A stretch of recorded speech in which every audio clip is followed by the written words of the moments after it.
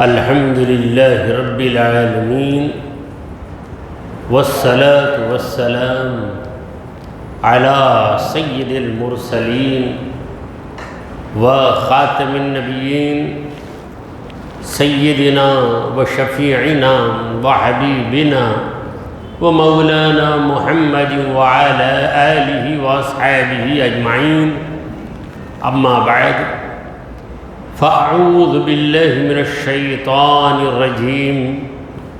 بسم الله الرحمن الرحيم.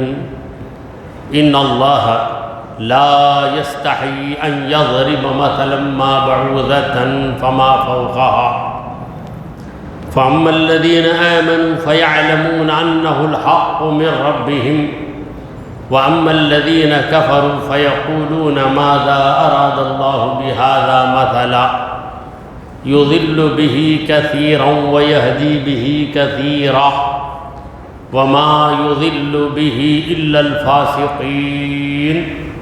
صدق اللہ مولانا العظیم. حاضرین محفل، السلام علیکم ورحمۃ اللہ وبرکاتہ. اللہ رب العزت جل وعلا کی ہم پر بے پناہ مہربانی ہے کہ اس نے ہمیں آقائے نامدار احمد مختار مدنی تاجدار دونوں جہاں کے سردار حضرت محمد مصطفیٰ رسول خدا صلی اللہ تعالی علیہ وآلہ وسلم کی بابرکت امت میں پیدا فرمایا. حاضرین محفل، جس آیت کریمہ کی میں تلاوت کیا ہوں وہ سورہ بقرہ کی 26ویں آیت ہے. پروردگار فرما رہا ہے ان اللہ لا یستحی ان یضرب مثلا ما، یقیناً اللہ کسی بھی مثال کو بیان کرنے سے شرماتا نہیں. یہ آیت کیوں نازل ہوئی؟ قرآن مجید میں اللہ تبارک و تعالی نے بہت سی مثالوں کے ذریعے حقیقتوں کو سمجھایا ہے. پروردگار عالم نے مکھی کی مثال کا ذکر کیا اور کہا کہ وَإِنْ يَسْلُبْهُمُ الذُّبَابُ شَيْئًا لَا يَسْتَنْقِذُوهُ مِنْهُ، اگر مکھی کوئی چیز ان سے چھین کر اڑ جائے تو مکھی کے منہ سے اس چیز کو نکالنے کی لوگوں میں قدرت نہیں ہے. اڑ گئی مکھی، اڑ گئی مکھی، اڑ گئی، اتنا ہی بن جائے. مچھر، اللہ تعالیٰ نے مثال دی مکھی کی مثال، اور پھر مکڑی کی مثال دی. ان احون البیوت لبیت العنکبوت، جو لوگ اللہ کو چھوڑ کر غیر اللہ پہ بھروسہ کر لیتے ہیں، یہ میری مدد کرے گا وہ میری مدد کرے گا، ان کی مثال مکڑی کے جالے کی طرح ہے کہ مکڑی کا جالا کمزور ہے، مخلوق بھی تو کمزور ہے، کمزور پہ تم کیا بھروسہ کرتے؟ تو مکڑی کی اللہ نے مثال بیان کی. مچھر کا تو عجیب حال ہے. مچھر ایسا کرتے ہیں کہ پہلے آ کر آپ کی جو چمڑی ہے اسے اپنے تھوک سے انکانشیس کر دیتے ہیں، یعنی چمڑے کے اندر جو حس ہوتی ہے، جو سینس ہوتا ہے اسے نکال دیتے ہیں، گویا انستیسیا دے دیتے ہیں. پھر اس کے بعد ڈنک مار کر خون لے کر اڑ جاتے ہیں. جب اڑ گئے تب انسان کو ہوش آ کر دیکھتا کیا ہو گیا، جلتا ہے. تو مچھر مارتا تو کس کو مارتا؟ خود کو مارتا. مچھر اوپر سے مسکراتا، کیا بیوقوف ہے، خود کو ہی مار لیتا ہے مچھر. تو یہ ہے ہماری حقیقت. نہ مچھر کا مقابلہ کر سکتے بلکہ ہم تو مچھر کو مچھر پہلوان کہتے ہیں. وہ ایسا پہلوان ہے کہ بڑے بڑے پہلوانوں کو سونے نہیں دیتا، پریشان کر دیتا ہے. ادھر سے ادھر کروٹ ہانسی نکل کر ادھر گئے، حسین جھٹکے، پھر پڑے پھر اس کا حملہ شروع کر دیتا ہے مچھر. تو مچھر جب حملہ شروع کرتا ہے تو بڑے سے بڑا چیمپئن بھی کچھ نہیں کر سکتا اس کو. باکسر ہے، کراٹے فائٹر ہے، یہ ہے وہ ہے، مگر مچھر کے سامنے کسی کی کچھ نہیں چلتی. تو اللہ تبارک و تعالی نے مثالوں کا ذکر کیا اور مثالوں کے ذریعے حقیقت کو سمجھا. اب کافروں نے، منافقوں نے قرآن مجید کی ان مثالوں پر اعتراض کرنا شروع کر دیا. بھائی اتنا بھاری کلام ہے، اتنے بھاری کلام کے اندر یہ چھوٹی چھوٹی مثالیں کیوں دی جا رہی ہیں؟ کیا اللہ تعالیٰ کی عزت میں کمی نہیں ہو جاتی؟ یہ جو مثالیں دے رہا ہے اللہ، مکھی کی مثال، مکڑی کی مثال، تو ان مثالوں سے اللہ تبارک و تعالیٰ کو شرم آئے گی؟ پروردگار عالم نے کہا کہ اے ظالموں، ہمارا مقصد اپنے بندوں کو سمجھانا ہے. ہمارے بندے حقیقت کو سمجھ کر سنبھل جائیں، یہی ہمارا مقصد ہے. مثال ادنا ہے، ہوا کرے، اس مثال سے تجھے کیا سبق ملتا ہے وہ سبق پڑھ لے، تب تو کامیاب ہو جائے. پروردگار نے کہا ان اللہ لا یستحی، بے شک اللہ شرماتا نہیں، جھجکتا نہیں. کیا مطلب؟ اللہ تبارک و تعالیٰ رکتا نہیں ہے. جب آدمی میں جھجک آتی ہے تو رک جاتا ہے. تو اللہ رکتا نہیں. ان یضرب مثلا، کہ وہ کوئی بھی مثال پیش کرے. مثل، کہاوت، اس مثال کو کہتے ہیں جو سبق دینے کے لیے، نصیحت کرنے کے لیے بولی جاتی ہے. کہتے ہیں کئی کہاوتیں ہمارے پاس ہیں، جیسے ایک بیمار 100 انار، اردو میں ہے، یعنی ایک آدمی بیمار ہو گیا تو 100 آدمی اسے رائے دینے لگتے، ایسا کرو ویسا کرو. یہ بولتا وہ ڈاکٹر بہت بہترین ڈاکٹر ہو جاؤ. اچھا میں وہاں جاتا ہوں بول کے 5 منٹ ہوتے دوسرا آ کر بولتا، انہیں بیوقوف جو نے وہ ڈاکٹر کے پاس جاؤ، وہاں بڑا. اب اس کی بیماری کے ساتھ پریشانی بھی بڑھ جاتی. کچھ دیر پہلے جناب عالف صاحب بولے وہ ڈاکٹر اچھا ہے، پھر جناب بے صاحب آ کر وہ دوسرے ڈاکٹر کو بتا رہے ہیں، تے صاحب تیسرے ڈاکٹر کو بتا رہے ہیں، جاؤں کہاں، میں جاؤں تو جاؤں کہاں. یہ اس کی پریشانی ہو جاتی ہے. تو ایسے موقع پر کہتے ہیں ایک بیمار 100 طبیب، 100 ڈاکٹر ہو جاتے ہیں. تو یہ جو کہاوت ہے، یہ مثال سبق کے لیے بیان کی جاتی ہے تو اس کو مثل کہتے ہیں. تو اللہ تبارک و تعالی مثال دینے سے جھجکتا نہیں ہے.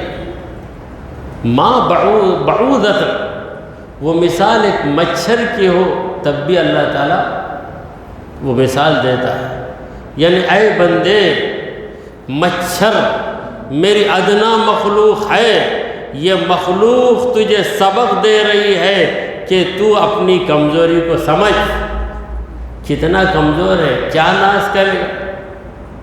میں یہ ہوں، میں وہ ہوں، یہ کر لوں، سب کر لیتا. مچھر کے سامنے سرنڈر ہو جاتا، کیا کر سکتا. تو مچھر سبق پڑھاتا ہے. فما فوقا، مچھر سے بھی چھوٹی چیز اگر ہے تو اللہ تعالیٰ اس کی مثال بھی پیش کرے گا.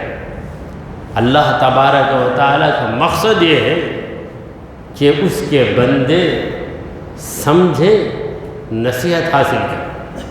فَأَمَّا الَّذِينَ آمَنُوا، جو لوگ ایمان رکھتے ہیں، جو ایمان لے آئے، فَيَعْلَمُونَ، وہ تو اچھی طرح جانتے ہیں. جو مومن بندے ہیں وہ قرآن مجید میں ان مثالوں کو پڑھتے ہیں، ان مثالوں کو سنتے ہیں تو وہ جانتے ہیں انہ الحق من ربہم، کہ یہ مثال دی گئی یہ حق ہے من ربہم، ان کے رب کی طرف سے۔ اللہ تعالیٰ کا یہ کلام ہے، اللہ تعالیٰ ان مثالوں کے ذریعے ہمیں سبق دے رہا ہے۔ وَأَمَّا الَّذِينَ كَفَرُوا، اور جو لوگ کافر ہیں وہ لوگ کیا کرتے ہیں؟ فَيَقُولُونَ، وہ لوگ کہنے لگتے ہیں ماذا اراد اللہ بِهَذَا مثلاً، اللہ تعالیٰ ان چھوٹی چھوٹی مثالوں کے ذریعے ہمیں کیا سبق دے رہا ہے؟ کیا سبق مل جائے گا ان چھوٹی؟ دیکھیے چھوٹی چیز کبھی کبھی بہت بھاری ہو جاتی ہے۔ دنیا میں آپ دیکھیے بعض لوگ BA بھی پڑھ چکے ہوتے ہیں، مگر LKG UKG کی جو چھوٹی کتابیں بچوں کے لیے ترتیب دی جاتی ہیں، وہ کتاب پڑھتے ہیں تو ایک ایسی نئی بات معلوم ہوتی ہے گریجویٹ کو جو اسے اب تک معلوم نہیں ہوئی تھی۔ تو چھوٹی چھوٹی کتابوں میں بھی بھاری بھاری باتیں مل جاتی ہیں۔ تو کسی چھوٹی چیز کو چھوٹی نہ سمجھو، اور کسی بھی نیکی کو حقارت کی نظر سے نہ دیکھو، کیونکہ ایک چھوٹی سی نیکی میدان محشر میں تمہاری نجات کا ذریعہ بن سکتی ہے۔ سرکار دو عالم صلی اللہ علیہ وسلم نے فرمایا اتق اللہ ولو بشق تمرہ، تیرے رب کو تو راضی کر لے ایک کھجور کے ٹکڑے ہی کے ذریعے۔ کھجور کو جب چھیلتے ہیں تو اس کے پاک نکلتے ہیں، تو اس میں ایک چھوٹا سا ٹکڑا، کھجور کا ایک چھوٹا سا ٹکڑا، اس ٹکڑے کے ذریعے تو سخاوت کر سکتا ہے تو سخاوت کر دے، اور وہ سخاوت تیرے رب کو پسند آ گئی، تیرا بیڑا پار ہو گیا، کشتی کنارے لگ گئی، تجھے نجات مل گئی، تیرا مقام بلند ہو گیا، رب سے تو قریب ہو گیا۔ تو کسی بھی عبادت کو، سخاوت کو، نیکی کو، مخلوق کی خدمت کو معمولی نہ سمجھو۔ بعض لوگ ہر چیز شاندار کرنا چاہتے ہیں، شاندار کریں گے، شاندار کریں گے، تو یہ شانداری کے تصور کی وجہ سے محروم ہو جاتے ہیں۔ ارے جتنی بھی ہماری حیثیت ہے کر لو، جتنی بھی حیثیت ہے کر لو، مولا کو پسند آ جائے تو بس ہے۔ تو یہ سوچ ہماری ہونی چاہیے۔ تو جو کافر ہیں وہ قرآن کی مثالوں پہ اعتراض کرتے ہیں اور کہتے ہیں کہ ماذا اراد اللہ بہذا مثلا، اللہ تبارک و تعالی اس مثال کے ذریعے کیا بولنا چاہتا ہے؟ یضل بہ کثیرا، پروردگار اسی قرآن کے ذریعے بہت سے لوگوں کو گمراہ کر دیتا ہے، وَيَهْدِي بِهِ كَثِيرًا، اور بہت سے لوگوں کو ہدایت پہ لے آتا ہے۔ یہ کیا ہے قرآن؟ یہ کیا قرآن کسی کو غلطی کی طرف لے جاتا ہے، کسی کو راہ حق کی طرف لے جاتا ہے۔ جب قرآن ہدایت کا منبع، ہدایت کا سرچشمہ، ہدایت کا خزانہ ہے، تو پھر یہ کیوں گمراہی کی طرف لے جاتا ہے؟ یہ سوال آپ کر سکتے ہیں، کرنا بھی چاہیے۔ جب قرآن ہے ہی فائدے کی چیز، یاد رکھ لیجئے بعض اچھی چیزیں بیماری کی وجہ سے بگاڑ پیدا کر دیتے۔ میں پوچھتا ہوں کہ مرغی سے مراد چکن 65 نہیں، اصلی مرغی، دیسی مرغی، یہ تو طاقت دینے والی چیز ہے، مگر کسی کو یرخان یرخان، جسے ہم جانڈیس کہتے ہیں، یہ جانڈیس یرخان، اس بیمار کو اگر آپ مرغی کھلاؤ، بولو کھاؤ، یہ ایک نوجوان ہے، یرخان ہے، جانڈیس سے پیلا، اسے کوئی صاحب بولتے ہیں یا وہ خود بولتا کہ مرغی کھانے میں بڑی طاقت ہے، میں کھاؤں گا تو طاقت ملے گی اسے، جو طاقت ہے وہ بھی ختم ہو جائے گی اور یہ اس دنیا ہی سے نکل جائے۔ تو چیز اچھی ہے مگر بیماری اس کے اندر ہے۔ قرآن اچھی چیز ہے مگر اے کافر تیرے اندر بیماری ہے، لہذا یہ اچھا قرآن تیری بیماری کو بڑھا دیتا ہے۔ اگر قرآن سے فائدہ حاصل کرنا ہے تو پہلے اپنی بیماری کو نکال۔ اے یرخان کے بیمار، جانڈیس کے بیمار، اگر تجھے مرغی کے گوشت سے یا انڈے سے طاقت حاصل کرنا ہے تو پہلے اپنے یرخان کو اتار لے، اپنے جانڈیس کو اتار لے، اپنی بیماری کو نکال لے۔ بیماری نکال کر آئے گا تو یہ ساری چیزیں تجھے فائدہ پہنچائیں گی۔ بالکل اسی طرح قرآن کی ایک ایک آیت تم کو فائدہ پہنچائے گی، نبی کی ایک ایک حدیث تمہیں فائدہ پہنچائے گی، بشرطے کہ تمہارے دل میں کفر نہ رہے۔ یہ کفر کیا ہے؟ اللہ تعالیٰ کی بے قدری اور نبی کریم صلی اللہ علیہ وسلم کی دشمنی۔ نبی کریم صلی اللہ علیہ وسلم کی دشمنی کیا حضور؟ وہ بول دیے تو ویسا کرنا کیا؟ بولتے ساری باتیں صحیح ہیں کیا؟ یہ جو خیال ہے، یہی خیال کافر کو کافر بناتا ہے،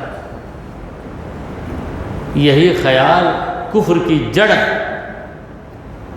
تو جو مومن رہتے ہیں وہ تو تسلیم کر لیتے ہیں کہ قرآن میں جو بھی مثال آئی ہے وہ رب کی جانب سے آئی ہے، اور کافر اعتراض کرتے ہیں، لہذا کافر اپنی بیماری کی وجہ سے گمراہ ہو جاتے ہیں، اور اہل ایمان کے نور کی وجہ سے ہدایت پا لیتے ہیں۔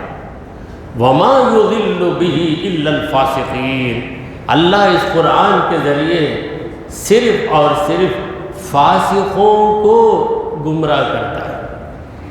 یضلُّ کا ایک معنی ہے یہلک، اللہ فاسقوں کو اس قرآن کے ذریعے برباد کر دیتا ہے۔ یہ فاسق کون ہے؟ فاسق کا معنی ہے اطاعت سے نکل جانے والا، فسق اس کے بارے میں کہتے ہیں الخروج عن الطاعۃ، یعنی اطاعت، جسے اوبیڈینس کہتے ہیں، اوبیڈینس۔ تو فاسق کون ہے؟ فسق کیا ہے؟ بینگ ڈز اوبیڈینٹ، یعنی نافرمان بن جانا۔ تو جو نافرمان ہیں ان کو ہی اللہ تعالیٰ اس قرآن کے ذریعے بھٹکا دیتا ہے، مگر جو فرما بردار ہے وہ کتنا بڑا جاہل کیوں نہ ہو، اسے قرآن سے ضرور فائدہ ملے گا۔ اگر نافرمان ہے، علم رکھتا بھی ہے تو اس کو کچھ فائدہ نہیں ملے گا۔ تو اللہ کی فرما برداری، تو فرما برداری کی علامت کیا ہے؟ فرما بردار، اوبیڈینٹ، اس کی علامت کیا ہے؟ اس کی علامت یہ ہے کہ آپ جس کے فرما بردار ہیں وہ آپ سے کچھ کہے تو پہلے آپ اسے تسلیم کر لیں، پہلے آپ اسے تسلیم کر لیں، یہی فرما برداری ہے۔ مثلاً ایک نوکر ہے، ایک اونر ہے، مالک، اونر، نوکر دیر سے آیا، مالک نے کہا تو دیر سے آیا، تو غلطی پر ہے۔ عرض کرنے لگا کہ سرکار میری گاڑی پنچر ہو گئی۔ گاڑی پنچر ہو گئی تو خیال کر کے لانا تھا۔ اب یہ نافرمان رہا تو بولے گا کیا سر وہ سب خیال کریں گے کیا؟ گاڑی میرے سے پرمیشن لیتی کیا پنچر ہونے کے لیے؟ پوچھے فرما بردار تھا، ہاؤ سر غلطی ہوگی سر، حالانکہ معلوم کہ یہ غلطی نہیں ہے، اس کی غلطی ہے، تب اس کا یجمان جو ہے، اس کا جو اونر ہے، بڑا شریف بچہ ہے، کیا بولے بھی تو سن لیتا، کیا بولا بھی تو سن لیتا۔ تو جب یہ بندے کی فرما برداری میں اتنا جھکنا ہے تمہیں، تو مولا کی فرما برداری میں کتنا جھکنا پڑے۔ جھکنے کے بجائے یہ تیرا اللہ میں ہی ملتا کہ ستانے کے واسطے، کسی بھی ستانا نہیں، کیا مجھے ستاتا اللہ، میرے اوپر ایک مصیبت۔ تو ایسی جو باتیں ہیں یہ اس بات پر دلالت کر رہی ہے کہ تمہارے اندر فرما برداری نہیں ہے۔ تو جو نافرمان ہوتا ہے اسی کو اس قرآن کے ذریعے غلط راستہ ملتا ہے۔ قرآن تو کبھی غلط راستہ نہیں بتاتا، مگر اس کی غلطی کی وجہ سے صحیح قرآن سے یہ اپنی غلطی میں اور اضافہ کر لیتا ہے۔ جیسا کہ میں نے کہا کہ ایک مخوی چیز ہے، طاقت دینے والی چیز ہے، کوئی بیمار ہے تو اس کی بیماری کی وجہ سے، اس کی بیماری کی وجہ سے طاقت دینے والی چیز اس کے اندر کمزوری پیدا کر دیتی ہے۔ تو یہ فاسق کون ہے؟ یعنی نافرمان، جو قرآن سے فائدہ حاصل نہیں کر سکتے، وہ کون ہے؟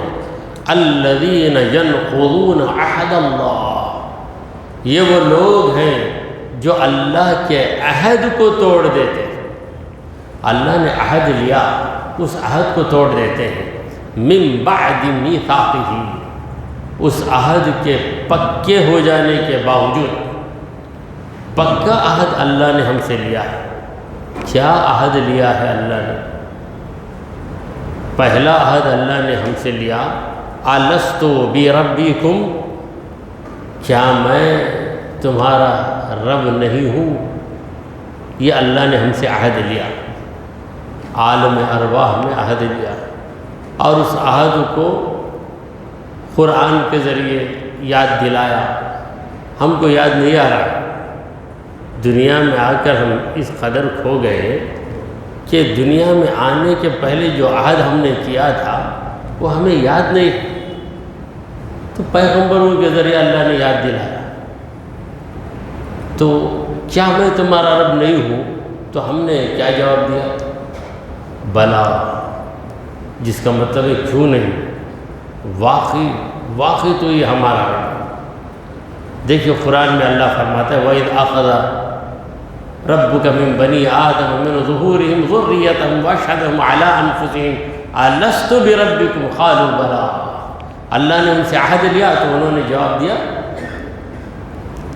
کیوں نہیں، واقعی تو ہمارا رب ہے۔ مگر دنیا میں آنے کے بعد یہ بھول گئے کہ اللہ میرا رب ہے، اپنے حق میں بھی بھول گئے، اپنے بیوی بچوں کے حق میں بھی بھول گئے۔ گھر میں نہیں رہا تو تم لوگ بھوکے مر جائیں گے، بچوں کیسا بھوکے مر جائیں گے؟ کھلانے والا تو زندہ ہے، کون کھلا رہا؟ پروردگار کھلا رہا ہے۔ وہ جب کھلا رہا ہے تم کو ایک ذریعہ بنایا۔ کتنے یتیم بچے ہیں جو باپ والے بچوں سے زیادہ خوشحال ہیں۔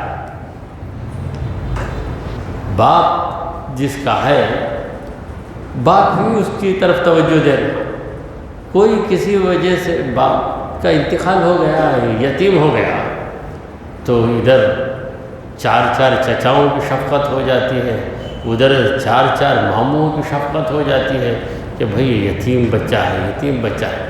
خدا دلوں میں محبت ڈال کر کسی کا بھی کام بنا لیتا ہے، لہذا فخر نہیں کر سکتے۔ اللہ رب ہے، اسی پر قائم رہو۔ میں رب ہوں یہ خیال نہ ہے۔ رب کا معنی پالنے والا اللہ ہے، میں پالتا ہوں یہ سوچنا یہ بالکل غلط ہے۔ پروردگار فرماتا ہے لا تقتلوا اولادکم من خشیۃ املاق، اے ظالمو غریب بن جانے کے ڈر سے اپنے بچوں کو قتل مت کرو، غریب بن جانے کے ڈر سے اپنے بچوں کو قتل نہ کرو۔ نحن نرزقہم، ہم انہیں رزق دیں گے، وَإِيَّاكُمْ، ان کی وجہ سے تم کو بھی رزق دیں گے، تمہاری اولاد کی وجہ سے تم کو بھی رزق دیں گے۔ یہ تجربہ، یہ ایک بچہ پیدا ہوا تو کمائی 10,000 تھی، دوسرا پیدا ہوا تو کمائی 20,000 ہو گئی۔ پروردگار راستے کھولنے والا ہے، مگر ایمان کی ضرورت ہے، یقین کی ضرورت ہے۔ تو یہ فاسق وہ ہیں جو اللہ سے کیے گئے عہد کو توڑ دیتے ہیں۔ یہ ایک عہد، اے اللہ تو ہی ہمارا رب، اور دوسرا عہد یہ ہے کہ ہم اللہ کے راستے پہ رہیں گے، شیطان کے راستے پہ نہیں جائیں۔ تو اللہ کا راستہ کون سا ہے؟ وہی راستہ ہے جس راستے کو اللہ کے پیغمبر محمد مصطفیٰ صلی اللہ تعالی علیہ وآلہ وسلم نے بتایا۔ سورہ یاسین میں اللہ فرماتا ہے، الم عہد الیکم یا بنی آدم اللہ تعبدوا الشیطان انہ لکم عدو مبین۔ اے بنی آدم، بنی آدم کون ہے؟ ہم آدم کے بچوں۔ اللہ تعالی ہم کو کیا کہہ رہا ہے؟ آدم کے بچوں۔ مگر سائنٹسٹ ڈارون کہتا ہے بندر کے بچوں، کیونکہ اس کا نظریہ کیا ہے؟ انسان پہلے بندر تھا، تو ہر چیز کے اندر ارتقاء کا مطلب کیا ہے؟ گریجولی امپرومنٹ ہونا، دھیرے دھیرے دھیرے ہر چیز ترقی کرتی ہے۔ Everything is moving towards development, ہر چیز بڑھ رہی ہے ترقی کی طرف۔ تو بندر بھی ترقی کرتے کرتے کرتے انسان بن گیا، تو وہ کس کی اولاد بتایا ہم؟ بندر کو اتنی بڑی گالی دیا ہے، مگر پوری دنیا خاموش ہے۔ اس کا نام سائنٹسٹ، سائنسدان۔ ہم کہیں گے سائنسدان نہیں ہے، بہت بڑا نادان ہے۔ تیرا پتہ تجھے قرآن دے رہا، تو کسی بندر کی اولاد نہیں ہے، پیغمبر کی اولاد ہے۔ آدم علیہ السلام کیا ہے؟ پیغمبر ہیں۔ ہم کو اللہ بنی آدم کہتا ہے، آدم کے بیٹو، آدم کے بیٹو۔ فخر کرو کہ ہم کیا ہیں؟ آدم کے بیٹے۔ تو آدم کا بیٹا، اسے ہم آدمی کہتے ہیں۔ آدمی کا مطلب کیا ہے؟ وہ آدمی کو ہم جھٹکا دے کر آدمی آدمی آدمی بولتے ہیں، آدمیان، یہ آدمی نہیں ہے، آدمی۔ تو آدمی کا مطلب آدم سے تعلق رکھنے والا۔ تو تمہارے باپ، دادا، پردادا، ان کے اوپر جاتے جاتے جاتے آخر کہاں جا کے رکتے؟ آدم علیہ السلام تک رک جاتے۔ تو پہلے باپ، ہماری ابتدا کہاں سے ہوئی؟ آدم سے ہوئی۔ تو آدم کی اولاد ہونے کی وجہ سے ہمارا نام کیا ہو گیا؟ آدمی ہو گیا۔ تو یہ عہد لیا اللہ نے، یا بنی آدم اللہ تعبدوا الشیطان، شیطان کی عبادت نہ کرو، انہ لکم عدو مبین، یقیناً وہ تمہارا کھلا دشمن ہے، وان اعبدون، اور میری عبادت کرو۔ افلا تعقلون، کیا تمہیں عقل نہیں ہے؟ کیا بیوقوف بن گئے؟ تو اللہ تبارک و تعالیٰ کے حکموں کی پیروی کرنا اللہ کی عبادت ہے، اللہ کے حکموں سے ہٹ جانا یہ شیطان کی عبادت ہے۔ تو جو لوگ اللہ سے عہد کر کے عہد کو توڑ دیتے ہیں، وَيَقْطَعُونَ مَا أَمَرَ اللَّهُ بِهِ أَن يُوصَلَ، اللہ تعالیٰ نے جس چیز کو جوڑنے کا حکم دیا اسے توڑ دیتے ہیں، کاٹ دیتے ہیں۔ یقطعون کا معنی ہے کاٹ دیتے ہیں، کٹنگ۔ عربی میں قطع، وقف کرو تو قطع، وہ قطع جو ہی انگلش میں جا کے کٹ ہو گیا ہے۔ دونوں میں کچھ ریلیشن شپ بھی ہے۔ صحیح بات تو یہ ہے کہ عربی زبان ایسی ہے کہ اس زبان کے الفاظ دنیا کی تمام زبانوں میں پائے جاتے ہیں، تو اس مقدس زبان سے ہر زبان نے فائدہ حاصل کیا، تو یقطعون کاٹ دیتے ہیں ما امر اللہ بھی ان یوصل، جس چیز کو ملانے کا اللہ نے حکم دیا ہے، رشتہ داری کو ملانے کا حکم دیا ہے، رشتہ داری کاٹ دیتے ہیں۔ اور اللہ نے نماز و زکوٰۃ کو ملانے کا حکم دیا کہ نماز بھی پڑھو زکوٰۃ بھی، کاٹ دیتے۔ کیا کاٹ دیتے؟ نماز پڑھیں گے مگر زکوٰۃ نہیں دیں گے۔ کنجوسوں کے لیے نماز پڑھنے میں کوئی دقت نہیں، زکوٰۃ نکالنے میں بڑی تکلیف ہو جاتی ہے کنجوس کے لیے۔ وہ بولتا کہ بھئی ساری رات عبادت کرنا بہت آسان ہے، زکوٰۃ کا حکم کیوں دیا رہا؟ 1 لاکھ روپے میں 2500 روپے نکالنا، 2500 کتنے آئٹم خرید سکتے نا ہمیں، وہ دے دا لانا، کیا واسطے زکوٰۃ؟ تو بخیل کے لیے زکوٰۃ بہت بھاری چیز ہے۔ اللہ نے قرآن مجید میں صلاۃ زکوٰۃ دونوں کو ملا کر بیان کیا ہے، وَأَقِیمُوا الصَّلَاةَ وَآتُوا الزَّکَاةَ، نماز بھی قائم کرو زکوٰۃ بھی دیتے رہو۔ زکوٰۃ نہ دینے والے صرف مال کی محبت میں زکوٰۃ نہیں دیتے۔ سرکار دو عالم صلی اللہ علیہ وسلم فرماتے ہیں کہ جو شخص اپنے مال کی زکوٰۃ نہیں دیتے، ما من مسلم لا یؤدی زکوٰۃ مال، جو بھی مسلمان اپنے مال کی زکوٰۃ نہیں دیتا، اس کا مال قیامت کے دن ایک زہریلا سانپ بنا دیا جائے، اور وہ زہریلا سانپ اس کی گردن کو لپیٹ کر اس کو ڈستا رہے گا، اس کو اذیت پہنچاتا رہے گا۔ اس وقت سوچے گا کہ جس مال کے لیے میں پامال ہو گیا، جس مال کے لیے میں پامال ہو گیا، اب میری حالت کیا ہوگی؟ تو وہاں پچھتانے سے بہتر ہے یہیں سدھر جاؤ۔ زکوٰۃ نہ دینے پر جو وعیدیں آئی، عذاب کی جو خبریں نبی کریم صلی اللہ علیہ وسلم نے دیے، دیگر عبادتوں پر اتنی سخت وعیدیں نہیں آئی۔ وجہ کیا؟ ہر عبادت میں خدا کا حق ہے، مگر زکوٰۃ میں بندے کا حق ہے۔ خدا اپنا حق معاف کر دے گا، مگر بندے کا حق کبھی معاف نہیں کرے گا۔ تمہارے پاس دولت ہے تو پوری تمہاری نہیں ہے، اس میں غریبوں کا بھی حق ہے، اسی حق کا نام ہے زکوٰۃ۔ جب زکوٰۃ نہیں دیتے تو تم نے غریبوں کا حق دبا لیا ہے۔ جن چیزوں کو جوڑنا ہے جوڑ کر ہی رہنا۔ اللہ کی اطاعت، رسول کی اطاعت، اسے مت توڑو۔ صرف اللہ کی اطاعت کریں گے، نبی کی اطاعت نہیں کریں گے، ایسا مت کہو، کیونکہ اللہ نے قل اطیعوا اللہ والرسول، یہی حکم دیا ہے کہ اللہ کی اطاعت کرو، رسول کی اطاعت کرو۔ وَيُفْسِدُونَ فِي الْأَرْضِ، وہ لوگ زمین میں فساد کرتے ہیں، بگاڑ پیدا کرتے ہیں، لوگوں میں پھوٹ ڈالتے ہیں، دو آدمیوں میں جھگڑا پیدا کر دیتے ہیں۔ اولئک ھم الخاسرون، وہ مکار وہی نقصان اٹھانے والے ہیں۔ فساد برپا کر کے، رشتوں کو توڑ کر، اپنی منمانی جو کرتے ہیں، اولئک ھم الخاسرون، وہی نقصان اٹھانے والے ہیں۔ تو آج اسی پر ہم بس کرتے ہیں۔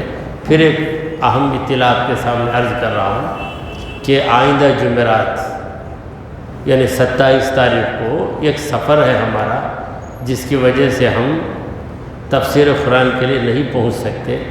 انشاءاللہ اس کے بعد جو جمعرات ہے اگست کی 3 تاریخ کو، 3 اگست کو انشاءاللہ تعالی رب کی توفیق سے یہاں پر پہنچ جائیں گے۔ دعا کیجئے کہ پروردگارہ ہم نے جو کچھ کہا اور سنا اسے قبول فرما لے۔ اے اللہ ہمارے گناہوں کو معاف فرما، ہماری خطاؤں کو درگزر کر دے۔ اے رب العالمین ہم پر تیری رحمت نازل فرما۔ اے اللہ ہمیں سیدھے راستے پر چلا، تیرے انبیاء تیرے اولیاء کے راستے پر چلا۔ اے رب العالمین ہمارا خاتمہ ایمان کی حالت میں فرما۔ وصلی اللہ تعالی علی خیر خلقہ سیدنا ومولانا محمد وعلی آلہ واصحابہ اجمعین. الفاتحہ.